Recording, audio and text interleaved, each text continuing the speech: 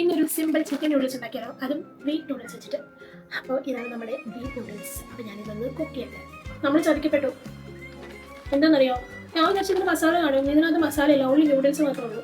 എന്നിട്ട് ഇവർ ബാക്കിൽ എഴുതിയേക്കുവാണ് ഇവരുടെ ബ്രാൻഡിന് തന്നെ സെഷ്വാൻ ചട്നിയും പിന്നെ സോയ സോസും അത് ആഡ് ചെയ്യാം. അപ്പോൾ നമ്മളിനി ഇതിൻ്റെ കൂടെ അതും മേടിച്ചിട്ട് അത് ഇതിനകത്ത് ആഡ് ചെയ്യണം. ഇല്ല, ഞാൻ വിചാരിച്ചു സെഷ്വാൻ ചട്നി എന്നൊക്കെ ഇതിൽ കണ്ടപ്പോൾ അവൻ ചിലപ്പോൾ ചട്നി ഇതിനകത്ത് പായ്ക്കാക്കി വെച്ചിട്ടുണ്ടായിരിക്കും. നൂഡിൽസിൽ ആഡ് ചെയ്യാൻ വേണ്ടി ചിക്കൻ നോർമൽ മസാലയൊക്കെ ഇട്ടിട്ട് കുറച്ച് എണ്ണയിലൊന്ന് ഫ്രൈ ചെയ്തെടുത്തിട്ടുണ്ട്. പിന്നെ വേണ്ടത് ക്യാപ്സിക്കം, ക്യാരറ്റ്, ഓണിയൻ, ഗാർലിക്, പിന്നെ കുറച്ച് മഷ്റൂം കൂടെ.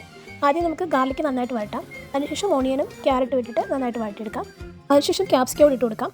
പിന്നെ അത് മാറ്റി വെച്ചതിന് ശേഷം നമുക്ക് മഷ്റൂമും കൂടെ ഒന്ന് വഴറ്റിയെടുക്കണം. അത് കഴിഞ്ഞിട്ട് ഇതെല്ലാം കൂടെ ഒന്ന് ആഡ് ചെയ്യാം. പിന്നെ നമ്മൾ എടുത്ത് വെച്ചിരിക്കുന്ന ചിക്കനും കൂടെ നമുക്ക് ഇതിൽ ആഡ് ചെയ്ത് കൊടുക്കാം. പിന്നെ നമ്മളിതിൽ സോയ സോസും പിന്നെ ഉപ്പും മാത്രമാണ് ചേർക്കുന്നത്. സോയ സോസും ഉപ്പും ചേർത്തിട്ട് അതൊന്ന് നന്നായിട്ട് മിക്സ് ചെയ്ത് കൊടുക്കാം.